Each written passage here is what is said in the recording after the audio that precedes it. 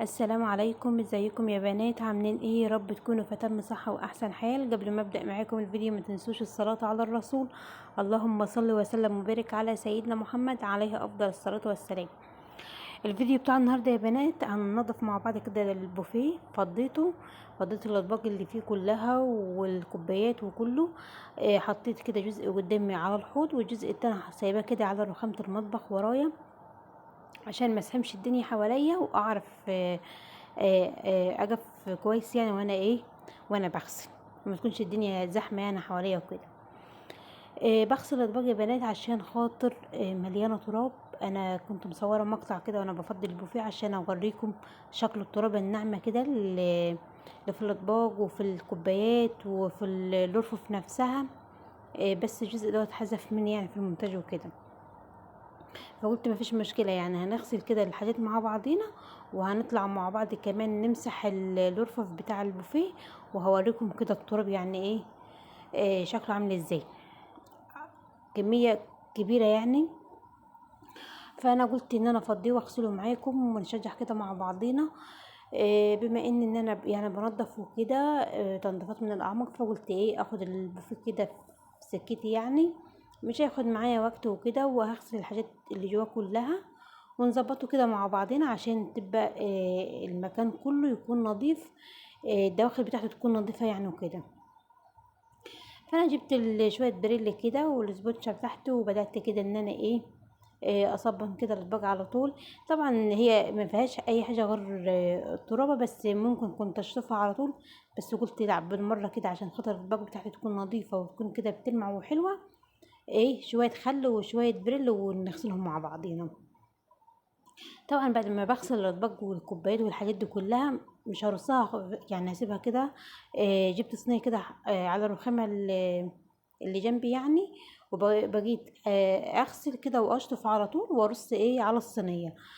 اسيب الاطباق ديت تتصفى على مهلها خالص وبعدين هبدا ارصها. يعني مش هرصها على طول يعني. قلت عشان اولا ارتاح شويه من الوقفه وكده. وتاني حاجة تكون الحاجة يعني اتصفت وخدت راحتها كده ما يكونش فيها مية وانا برص برضو مخليه فوطة جنبي كده عشان خاطر لو في اي نقطة مية في طبق او في كوباية او فنجان او الكلام ده كله اصفيها اول باول. انشفها اول باول. بس كده غسلت كله كده مع نفسي، بس ما حبيتش ان انا اطول معاكم يعني في الفيديو كده عشان ما تملوش. بصور كده من كل جزء كده انا بعمله، بصور مقطع بسيط يعني عشان خاطر الفيديو بتاعه ما يطولش ويبقى ممل يعني وكده. بوريكم كده الاطباق والكوبايات والصواني البايركس وكله غسلته كله زي ما انتم ما شايفين كده. وكنت ديت حطها على فوطه كده عشان تتصفى. وهنا كنت ما فيش مساحه عندي على الرخامتين يعني الصغيرين يعني وكده. فعملت جبت الطبق دوت حطيت بعد ما شطفت الكوبايات حطيتها فوق بعضها كده في الطبق تصفى في الطبق الصغير اللي انتوا شايفينه ده.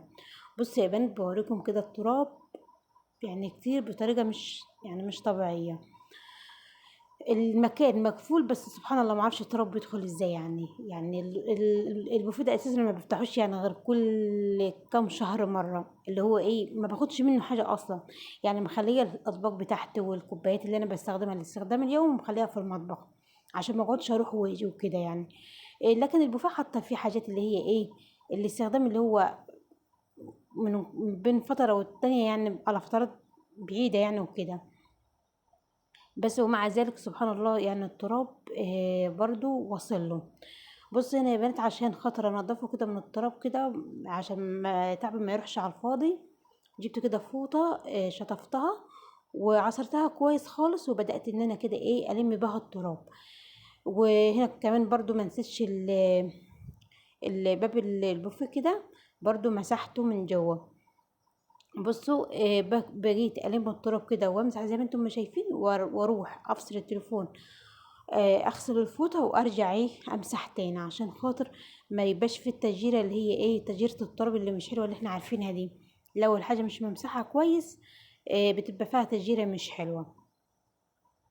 فبقيت كل وقت والتاني كده امسك الفوطه اغسلها غسله حلوه واعصرها وارجع امسحها. بعد طبعا ما مسحت البوفيه زي ما انتم شايفين كده، سبت كده كنت مشغله المروحه بتاعتي وسبت الظرف مفتوحه لحد البوفيه بتاعي ما يتهوى كده. هي الفوطه اساسا يعتبر منديه، مش ما فيهاش ميه كتيره، بس برضو ايه عشان خاطر ما يبقاش فيه اي ريحه ميه او ريحه حاجه مش حلوه يعني. الحاجه تبقى ناشفه كده وتترص، والمكان نفسه الظرف تكون ناشفه، فما يبقاش فيه اي ريحه بعد ما تقفلي ايه الظرف بتاعتك. بس مسحته كده مسحة كويسة زي ما انتم ما شايفين، وسبته كده يمكن ساعة كده ولا اكتر، والله من ساعة، لحد ما كده كل حاجة كده اتصفت والرفرف نشفت والكلام ده كله. وبدأت ان انا ايه ارص معاكم. وانا برص حاطة كده فوطة على جنب كده يعني، والكوباية اللي الاقي فيها نقطة مية بنشفها برضه، اللي بلاقيها ناشفة خالص برصها زي ما هي، عشان هي خلاص مثلا نشفت وكده. بس كده. طبعا لو وصلت معايا لحد هنا يا ريت تنزلي تحت على كلمة اشتراك تضغطي عليها، وتضغطي على كلمة الكل عشان كل ما انزل فيديو كده يوصلك اشعار كده بفيديوهاتي كده على طول وتشوفيني. طبعا لو عجبك الفيديو يا بنات ما تنسينيش من اللايك وكومنت حلو منك. اكتبوا لي كده كومنتات حلوة منكم كده عشان تشجعوني بيها، ولايك كده عشان خاطر بيرفع لي الفيديو يعني. بس كده. في حاجات كده انا عملتها، بس بصراحة عملتها كده مع نفسي يعني امبارح فضيت الدولاب بتاعي بتاع اوضتي يعني، فضيته كله ورصيته، مسحته ورصيته وظبطته كده مع نفسي. بس بصراحة ما رضيتش اصور، قلت ما انا اللي انا عملته في اوضة ابني يعني، قلت هكرره تاني معاكم، فعشان خاطر ما يبقاش في ملل في الفيديوهات بتاعتي يعني، فعملته كده مع نفسي. بس لسه بقالي ايه يعني، خدت الدولاب امبارح روقته كله، فضيت الهدوم كلها اللي فيه وظبطته كده ومسحت الرفوف والكلام ده كله. ولسه بس قاعد لي تحت ايه تحت السرير الكبير يعني، تحت السرير برضو عايز يتنضف، مش هينفع افرش ولا اي حاجه غير لما انضف ايه انضفه. بس ان شاء الله كده ممكن اصوره معاكم يعني واشاركه معاكم وكده. انا بصراحة لما بكون بصور بشجع اكتر يعني عن ما ان انا بشتغل لوحدي، مع ان التصوير بياخد والله بياخد وقت، بياخد من الوقت اكتر يعني. لو انا بعمل حاجة كده من غير تصوير بعملها على طول بسرعة، لكن وانا بصور بياخد وقت، وكمان في نفس الوقت انا مش بظهر معاكم، فبيبقى فيه يعني بيبقى الموضوع متعب شوية وانا بصور يعني وكده. بس فالحاجات اللي هقدر اصورها معاكم ان شاء الله هشاركها معاكم واصورها معاكم عشان نشجع كلنا مع بعضينا، وكمان انا اشجع بيكم يعني. انا ببقى مبسوطة والله وانا بصور معاكم وبشارك الفيديوهات دي معاكم، بحس ان انا عندي نشاط كده وحماس ان انا كمان اقوم اعمل حاجات اكتر واكتر. بس كده.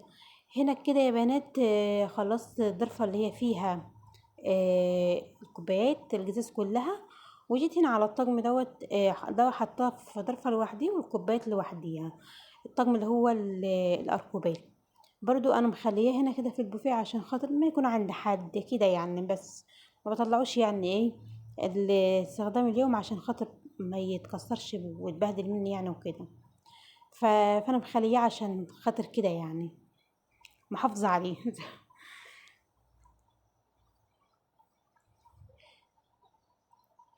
انا بحب الحاجات بتاعتي، بحب ان انا احافظ عليها، بس هو مش والله مش بخل مني ولا الكلام ده كله.